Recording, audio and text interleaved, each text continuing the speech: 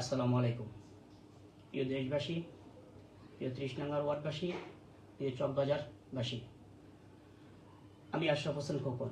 আপনারা সবাই আমাকে চিনেন চকবাজার থানাধীন ৩০ নং ওয়ার্ডের একজন বাসিন্দা হিসেবে, এবং আমাকে বিএনপির রাজনীতির সাথে অনেকেই চিনেন। আমি সুদীর্ঘ ২৫ থেকে ২৬ বছর যাবৎ এই বিএনপির রাজনীতির সাথেই জড়িত আছি। আমার শুরুটা ২০০১ সাল থেকে যুবদলের তৎকালীন সভাপতি ৬৬ নং ওয়ার্ড এবং বর্তমান ৩০ নং ওয়ার্ডের মনির হোসেন মনির ভাই সভাপতি যুবদলের, এবং সেক্রেটারি কামাল ভাই, হাজি কামাল, তাদের হাত ধরেই সুদীর্ঘ এতদিন বিএনপির রাজনীতির সাথে ছিলাম। দীর্ঘ ১৬-১৭ বছর বিভিন্নভাবে নির্যাতিত হয়েছি, বিভিন্নভাবে কারাভোগ করছি, বিভিন্ন মামলায় কষ্টও পাইছি। আসলে সত্য কথা বলতে ওটাতে আমার তেমন একটা কষ্ট নাই, কারণ সেটা সম্পূর্ণ ফ্যাসিস্টের হাতের মাধ্যমেই হয়েছে। কিন্তু ৫ই আগস্টের পরে আলহামদুলিল্লাহ সুন্দরে বাংলাদেশে আমরা বসবাস করতেছি, আমাদের একত্রিত আন্দোলনের মাধ্যমে স্বৈরাচারকে উৎখাত করে জনাব তারেক রহমানের নেতৃত্বে। দুঃখের বিষয়, ৫ই আগস্টের পর থেকে কিছু দুষ্কৃতিকারী বিএনপির হাইব্রিড নেতা কর্মী নামক লোকের দ্বারা আমাকে মিথ্যা অপপ্রচারের মাধ্যমে হেয় প্রতিপন্ন করার চেষ্টা চালাচ্ছে। অ্যাকচুয়ালি সত্য কথা বলতে এই লাইভটা তাদের উদ্দেশ্যে এবং আমার চকবাজার থানার রাজনৈতিক অভিভাবকদের উদ্দেশ্যে। আমি বিভিন্নভাবে শুরু থেকে চকবাজার শীর্ষ নেতৃত্ববৃন্দকে জানিয়েছি যে এই ধরনের কিছু বাজে লোক আমাকে হেয় প্রতিপন্ন করার জন্য ফেক পেজ দিয়ে, একেবারে সম্পূর্ণ মিথ্যা ফেক পেজের মাধ্যমে বিভিন্ন অপপ্রচার চালাচ্ছে। আমার মিছিল মিটিংয়ের ছবিকে তারা গোল চিহ্ন বৃত্ত বানিয়ে আমাকে কোনো সময় আওয়ামী লীগ, কোনো সময় মাদক ব্যবসায়ী, কোনো সময় ছিনতাইকারী এবং কোনো সময় ডাকাতও বানাচ্ছে। হাস্যকর বিষয় এটা, তারা সেই ব্যাপারে কোনো সুনির্দিষ্ট প্রমাণ দিতে পারেনি এই পর্যন্ত গত ৮ মাসে। তাদেরকে আমি বিভিন্নভাবে বলেছি, সত্যি যদি আমার নামে এই ধরনের কোনো অপরাধের সুনির্দিষ্ট অভিযোগ থাকে, ৫ই আগস্টের পরে খুব সুন্দর একটা আইনি বিচার কাঠামো দেশে প্রতিষ্ঠিত হয়েছে, যার মাধ্যমে আমাদের দেশনেত্রী বেগম খালেদা জিয়া মুক্ত হয়েছে, বেগম তারেক রহমানও মুক্ত। সম্পূর্ণ মিথ্যা মামলা থেকে তারা অব্যাহতিপ্রাপ্ত। আমি একজন সাধারণ কর্মী, আমার নামে ওরা বিএনপি করার কারণে বিভিন্ন মামলা ছিল, যা আদালতের মাধ্যমে ফেস করে আলহামদুলিল্লাহ আমি প্রায় শেষ করে দিয়েছি।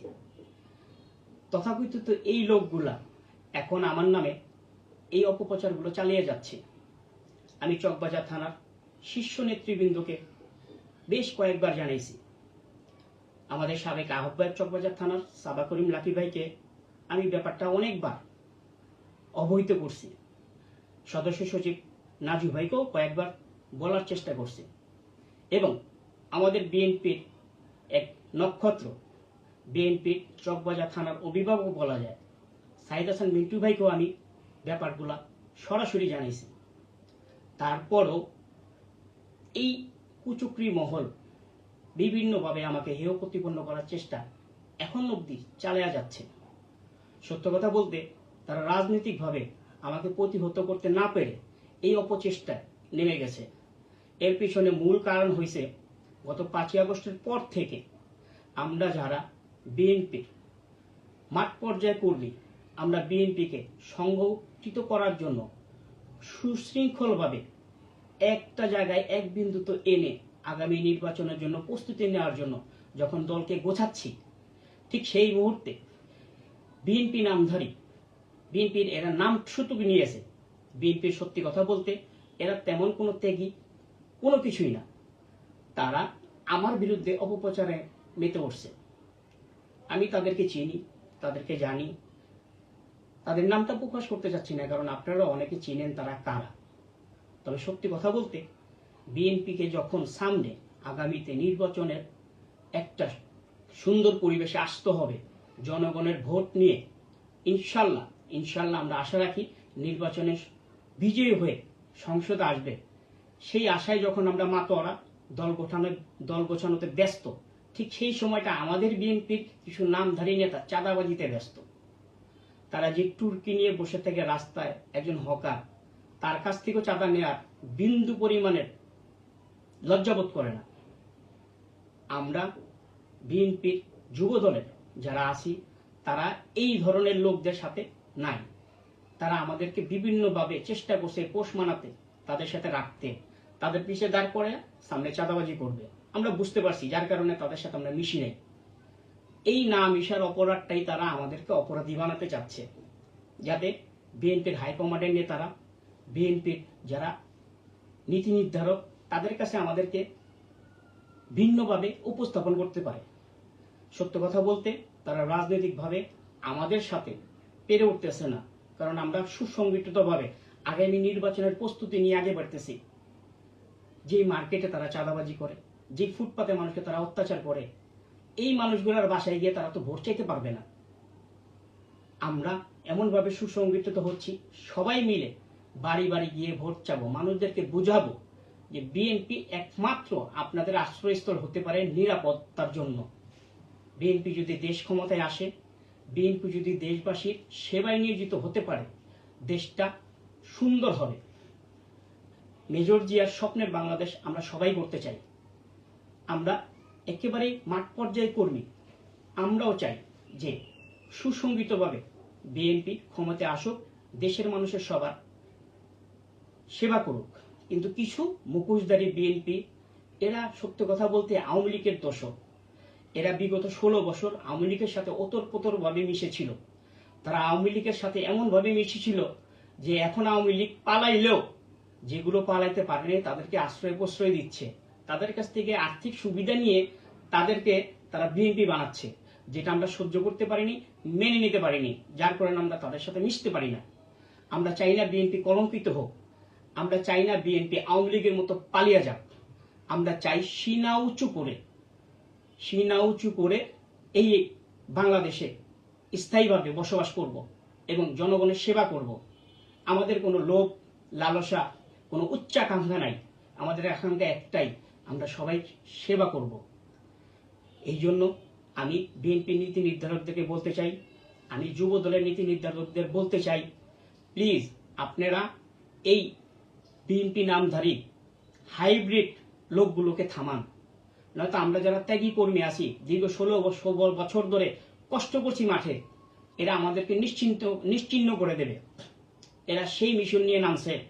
এরা শুধু সেই মিশনই না, তারা নিজেদের আখের গোছানোর জন্য নামছে। আমরা চাই বিএনপির একটা সুন্দর ভবিষ্যৎ, যাতে করে বিএনপি সারা বিশ্বের কাছে মাথা উঁচু করে দাঁড়াতে পারে।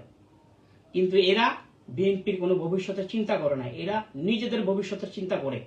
তারা ভবিষ্যতের চিন্তা করে একটাই, যে তারা চাঁদা উঠাবে, টেন্ডারবাজি করবে, দখলবাজি করবে, নিজেদেরকে প্রতিষ্ঠিত করবে। বিএনপি ক্ষমতায় আসুক বা না আসুক, তারা ভালো থাকবে। আমরা সেই লোক না। আমরা বিএনপিকে ভালোবাসি, দীর্ঘ 16-17 বছর কষ্ট করছি, সামনেও কষ্ট করব, নিদারুণ কষ্ট করব, কোনো দ্বিমত নেই তাতে। তবে এদেরকে যদি আপনারা না থামান, সত্যি একটা পর্যায়ে আমাদের ধৈর্যের সীমা ভেঙে গেলে হয়তো আমরা বিচ্ছিন্ন হয়েও যেতে পারি। তাই বিএনপি নীতি নির্ধারকদেরকে বলবো, আপনারা দয়া করে এই মুখোশধারী লোকগুলোকে থামান। এরা বিএনপির জন্য হুমকি স্বরূপ, এরা বিএনপিকে ধ্বংস করে দেবে। এরা টাকার লোভে মাতারা হয়ে গেছে, এরা সম্পদের লোভে বিভোর হয়ে গেছে। আমি বিএনপির যুব দলের আহ্বায়ক এনাম ভাই, খন্দকার এনাম ভাই, সদস্য সচিব রবিউল ইসলাম নয়ন ভাই, আমি আপনাদের কাছে আহ্বান করব, দয়া করে আপনারা এদের ব্যাপারে ব্যবস্থা নেন। আমরা যারা মাঠ পর্যায়ে আছি, আমাদেরকে বিএনপির সুষ্ঠু রাজনীতি করার সুযোগটুকু দেন। আপনারা যদি এই সুযোগ দেন, ইনশাআল্লাহ আমরা আপনাদেরকে গর্বিত করব। আমরা এমন বংশের ছেলে, এমন মন মানসিকতার ছেলে, বিএনপির উপকারী হবে আমাদেরকে দিয়ে, কখনো ক্ষতি হবে না। যখন আমরা বুঝে নেব আমাদের দ্বারা বিএনপির কিছু হওয়ার সম্ভাবনা নাই, আমরা নিজে থেকে বিএনপি থেকে সরে যাব। সেই প্রতিশ্রুতি আমরা দিচ্ছি। আমি এবং আমার সমর্থক, আমার শুভচিন্তক এবং আমার দুর্দিনের অভিভাবক যারা আমাকে আশ্রয় দিয়েছেন, যারা আমাকে দেখে রেখেছেন, আমি সবাইকে ধন্যবাদ দিতে চাই এবং নীতি নির্ধারক সবাইকে বলতে চাই, দয়া করে এই ফেক পেজ দিয়ে যারা আমাদের অপপ্রচার চালাচ্ছে আপনারা তাদের ব্যাপারে ব্যবস্থা নেন। ইতিমধ্যেই আমি উচ্চ পর্যায়ে এক নেতার পরামর্শে থানায় জিডি করেছি এদের নামে। এদের যে পেজ আছে সেই পেজের নামে আমি জিডি করেছি। ইনশাল্লাহ ভবিষ্যতে যদি প্রয়োজন হয় সেই জিডিকে আমি মামলায় রূপান্তরিত করব। কারণ আমি সৎ, আমি দোষমুক্ত থাকার চেষ্টা করছি। ইনশাল্লাহ আপনাদের সহযোগিতায় আমি সফল হব। দয়া করে আপনারা সবাই আমাকে দোয়া করবেন এবং বিএনপিকে শক্তিশালী করার ক্ষেত্রে আমাদেরকে সর্বাত্মক সহযোগিতা করবেন। মেজর জিয়া জিন্দাবাদ, বেগম খালেদা জিয়া জিন্দাবাদ, জনাব তারেক রহমান জিন্দাবাদ, বিএনপি জাতীয়তাবাদী দল জিন্দাবাদ, যুবদল জিন্দাবাদ। আসসালামু আলাইকুম।